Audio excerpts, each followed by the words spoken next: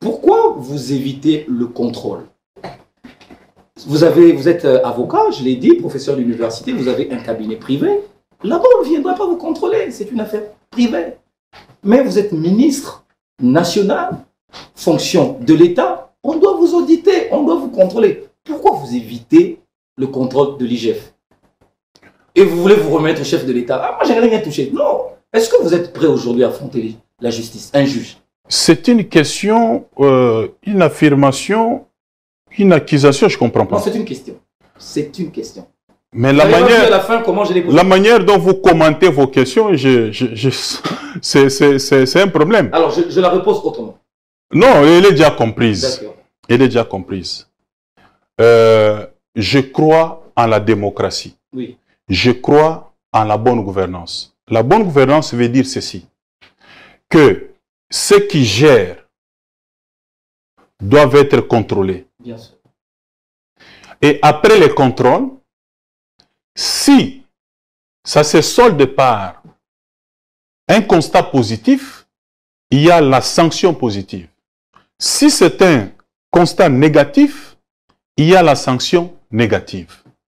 Et moi, en tant que démocrate, je ne peux en aucun cas refuser les contrôles. Je veux que les téléspectateurs nous suivent et ne m'interrompez pas. Je ne vous interromps pas.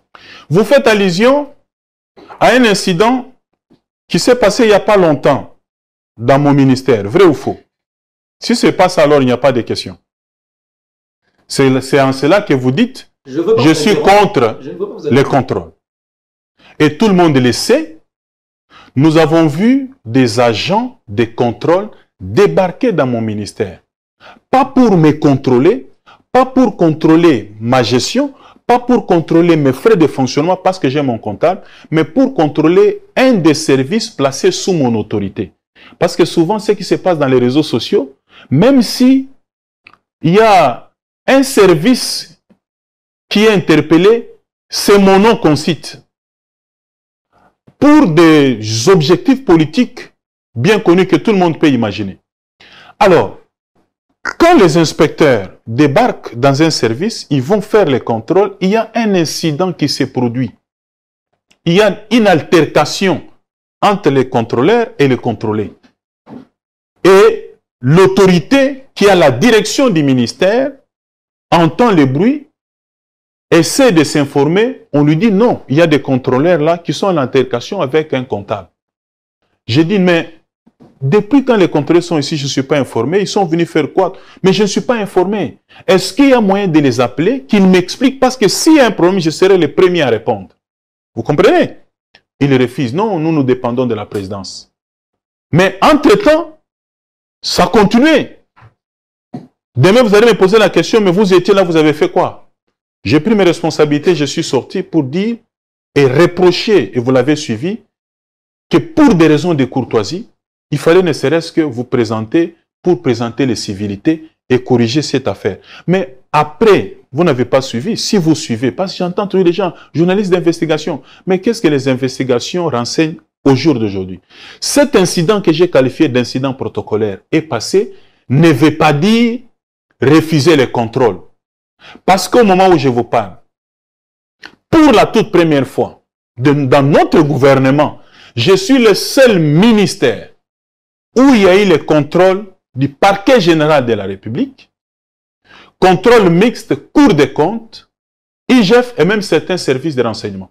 Il n'y a aucun ministère qui a fait l'objet de la fouille de tous les services qui sont chargés de contrôle comme les nôtres. On n'a pas trouvé des morts dans le placard. Je suis, non. Vous m'avez promis de ne pas m'interrompre. Allez-y, monsieur le ministre. Alors, je suis ouvert à tout contrôle. Administratif, politique et judiciaire.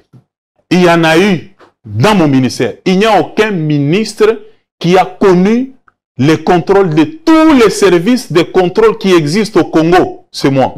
Maintenant, je vous retourne la question. Moi, on ne me pose pas de questions. Voilà. Vous ne vous posez pas de questions, mais vous pouvez continuer à poser des questions. Je vous pose la question à laquelle je vais répondre. Est-ce que vous avez, dans mes 3 ans, au-delà des bruits, au-delà de la diffamation, un seul dossier où on vous dit que le ministre Tony s'est compromis et a commis un acte de détournement. Donnez-moi ce dossier-là. Donnez-moi les montants que j'ai détournés. Donnez-moi la date, les circonstances et même les modus operandi.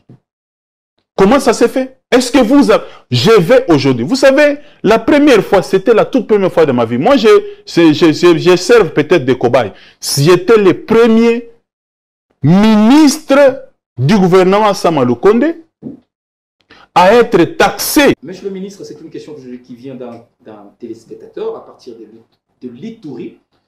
Il dit que les écoles, certaines écoles ont été incendiées, à Djougou par exemple, en territoire de Djougou, ce qui fait que certains finalistes ont dû être déplacés dans les camps. Et pour eux, qu'est-ce qui a été prévu? Parce qu'ils n'ont pas bénéficié d'une formation normale due à la situation sécuritaire.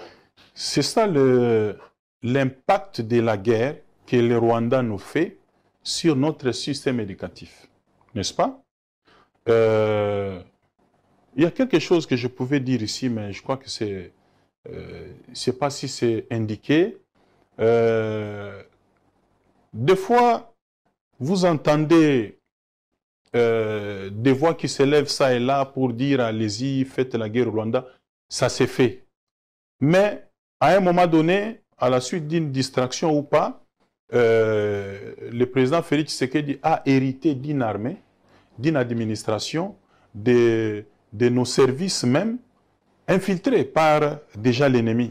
Est-ce que vous savez que, je l'avais déjà dit à une occasion, ici chez nous, même à l'EPST, j'ai trouvé dans des services sensibles des Rwandais, même dans la correction, et c'est quand je suis arrivé que je les ai mis dehors. Rwandais. Et laissez-moi vous dire que pendant plus de 10 ans, quand je suis arrivé, on m'a fait savoir que le monsieur qui est au serveur pour la correction, parce que la correction des examens d'État est aujourd'hui automatisée, informatisée, mais c'est lui qui les faisait, c'est un sujet rwandais. C'est un sujet rwandais. Un certain Didier, quelque chose comme ça, les traces existent.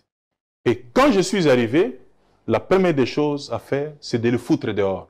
Parce qu'on a remarqué que pendant tous ces temps-là, c'est le temps où dans les écoles on distribuait les 100%. Il n'y avait pas 36 manières de tuer notre système éducatif. Quand on vous infiltre jusqu'à ce niveau-là, pour commencer à donner des diplômes aux gens, mais qui ne les méritent pas, ces messieurs-là, si les promoteurs étaient contents de faire les 100%, mais le système éducatif était en train d'être empoisonné. Et nous n'avons pas hésité de les mettre dehors et mettre des gens sérieux. Alors, je reviens maintenant pour vous dire que il y a l'impact de la guerre à l'Est sur notre système éducatif. Vous avez par exemple plus de 6000 écoles affectées. Quand je dis affectées, il y a des écoles... Dans l'ensemble, 6000. Presque... Ben, la guerre continue. Je crois que quand vous apprenez qu'il y a une localité qui a été dérangée, certainement il y a aussi des écoles qui sont dérangées. Alors, quand je dis 6000 écoles affectées, il y a des écoles qui ont été incendiées, il y a des écoles qui ont été fermées, il y a des écoles dont les bancs pupitres servent de bois de chauffage, et ça sert de lits aux déplacés. Vous comprenez? Alors, même des salles de classe qui servent d'abri pour les déplacés. Et le système est affecté et tous ces enseignants et élèves de ces écoles-là, ils se retrouvent dans les camps de réfugiés. Nous essayons d'organiser soit que certains élèves aillent dans les écoles de proximité, ou pour ceux qui sont dans les centres de réfugiés, il y a des écoles qui sont organisées parce qu'il y a aussi des enseignants pour que les processus d'enseignement et d'apprentissage continuent. Où on vous dit que le ministre Tony s'est compromis et a commis un acte de détournement. Donnez-moi ce dossier-là. Donnez-moi les montants que j'ai détournés. Donnez-moi la date, les circonstances. Et même les modus operandi. Comment ça s'est fait? Est-ce que vous avez... Je vais aujourd'hui. Vous savez, la première fois, c'était la toute première fois de ma vie. Moi, je serve peut-être des cobayes. J'étais le premier ministre du gouvernement Sama Lukonde à être taxé d'avoir détourné dans la presse. Je me suis réveillé le matin, réseaux sociaux, médias, actualité, détournement de 16 millions de dollars. Vos confrères à vous, laissez-moi terminer, ont organisé des émissions autour de moi. Des émissions des jours et des jours sur le détournement de cet argent-là par les ministres Tony Mwaba. Vous savez combien de gens étaient déçus? Les gens qui m'ont toujours fait confiance, les gens qui ont toujours cru en moi. Par rapport à ma réputation, à mon aura, ils étaient déçus ce jour-là d'entendre que Tony Mwaba a détourné 16 millions de dollars. Que des émissions à la télé, à la radio. Alors, quand je dois réagir, on me dit non, il y a quelqu'un qui me dit non, il ne faut pas. Ça, ce sont les buzz des réseaux sociaux. Ça prend 48 heures, ça passe. J'ai dit, pour mon honneur, je ne laisserai rien passer. Et tout le monde sait, on ne va pas évoluer. Laissez-moi terminer, c'est ça même la bonne évolution. Alors, j'ai dit, j'ai réagi à ma façon. Vous pouvez ne pas avoir apprécié. Parce qu'on vous accuse que vous avez détourné et vous gardez silence, qui ne dit mot consent. Je me suis donné moi-même l'occasion de démontrer que c'est la diffamation, c'est de la haine, c'est les médias de la haine. Je n'ai jamais détourné même un seul rond. Jusqu'au jour où l'inspecteur général des finances en chef, M. Gilles Alinghetti, est passé sur la RTNC, la chaîne nationale, pour dire que le ministre n'a jamais détourné. Parce que les fonds ne sont jamais sortis des caisses de l'État. Et c'était fini. Maintenant, je me suis toujours posé la question. Tous ces journalistes qui avaient organisé des émissions autour de cette question-là sont passés où? Est-ce qu'ils peuvent encore reprendre les émissions pour dire qu'on s'était trompé, mais présenter des excuses, dire à l'opinion que le ministre Tony n'a jamais détourné? Et même après ça, citez-moi un dossier, même le dernier incident qui est, on a dit détournement de 70 milliards. Monsieur, et quand vous posez la question, on dit non, ce sont des soupçons. Ce sont des soupçons. Ok. Mais aujourd'hui, je pose la question à toute la nation entière. En commençant par vous, je m'adresse à tous les journalistes qui disent d'investigation dans tout le Congo, qu'il y a un seul dossier où le ministre Tony Mwaba a détourné. C'est quel dossier et c'est quel montant? C'est pas le moment. C'est à quelle date? Dans quelles circonstances? Ça, nous attendons. Mais c'est pour vous dire que ça ne viendra pas. Je n'ai jamais détourné et ce n'est pas le cas. Nous sommes dans la bonne gestion et ça fait partie des combats politiques. Les adversaires politiques ont voulu passer par cette voie-là pour essayer de me salir, mais ils n'ont pas réussi malheureusement. D'accord, on est pratiquement à la fin de cette émission, mais je reviendrai un jour, c'est juste une parenthèse, pour vous montrer que les deux inspecteurs de l'IGF qui sont passés à vos bureaux avaient bel et bien des missions, des services pour faire ce qu'ils avaient fait.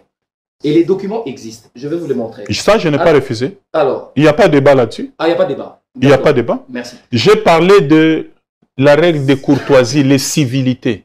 C'est présenter chez l'autorité, dire, nous sommes venus pour une mission dans tel service pour autant de jours. Ok, que je sois informé. Comme ça, je peux leur faciliter le travail. La mission actuelle, Cour des comptes, IGF, l'a fait après l'incident. La mission actuelle, Cour des comptes, IGF l'a fait. Ils ont déjà fait 60 jours.